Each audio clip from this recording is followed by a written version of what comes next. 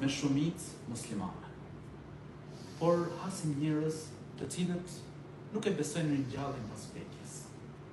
Sipas mendimit tuaj, nga vjen kjo mendësi?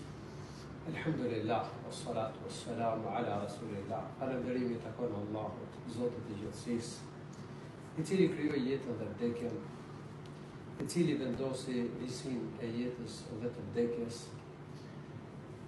dhe lavdrimet e paqja qofshin mbi njeriu më të mirë, profetin Muhammed, që na solli Kur'an nga Zoti i gjithësisë, na mësoi të vërtetën, na tregoi se ka një ditë ku do dalim para Allahut, do të japim llogari.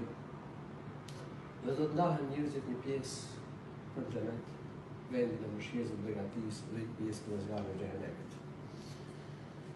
Vendi jon kaloi një periudhë të egër, një regjim shumë të ashpër, i cili e ndaloi fenë dhe bëri një propagandë intensive materialiste. Gjithasë kohë propagandohej se njeriu është një copë mishi pa shpirt. Se njeriu nuk ka shpirt, se nuk ka Zot, dhe se nuk ka ditë gjykimi, nuk ka xhenet, nuk ka xhehenem. Kretë në kundërshtim me Kur'anin, me hadithet e profetit, me besimin që kanë pasur të gjithë profetët e Allahut. Ajo që një fatkeqësi e madhe faktikisht për popullin tonë, dhe një pjesë e njerëzve u frymosën në materializëm. Realisht, regjimi komunist nuk arriti që të shënjoste besimin në një Zot në zemrën e njerëzve. Por një pjesë e njerëzve mori një pjesë të mendësisë materialiste. Dhe kështu nuk e besoj që ka gjykimi, po ti pyesësh, a ka Zot? Thot po. Po njeriu a ka shpirt? Thot po. A është njeriu i qenë me shpirt? Po. Po vdekja për të çfarë do të thotë? Është i detyruar, domethënë, duke ndjekur këtë logjik pyetjesh, ta pranoj që vdekja do të thotë ndarje e shpirtit nga trupi.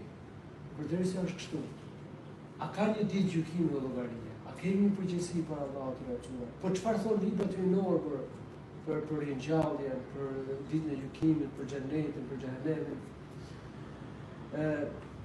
Të rritë janë më të kthjellët, janë të pastër dhe e pranojnë argumentin.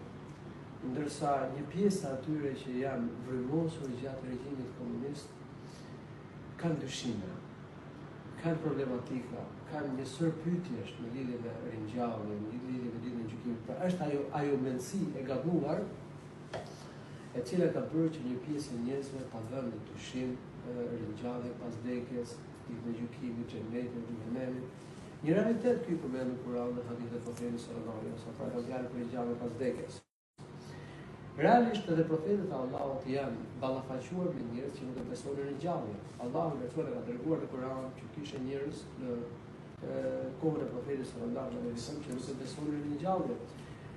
Allahu subhanahu wa ta'ala e ka përmendur si një formë mosbesimi në mohimin e ditës së gjykimit. Dhe kullullahi wa malaikatu wa kutubihi wa rusulihi wal akhir qad dalla dalalan ba'ida, kusha mohon Allahu me lekët e tij, librat e tij të dërguarit e tij, dhe ditën e fundit ai ka shkuar në një humbje të lartë. Kush e mohon, që do thotë se ai është mosbesim.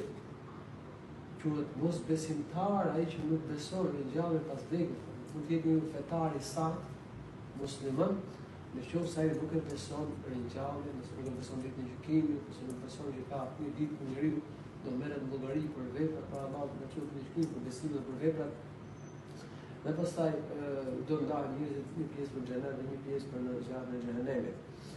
Kështu që besimi në ditën e gjykimit është një nga shtyllat e imanit.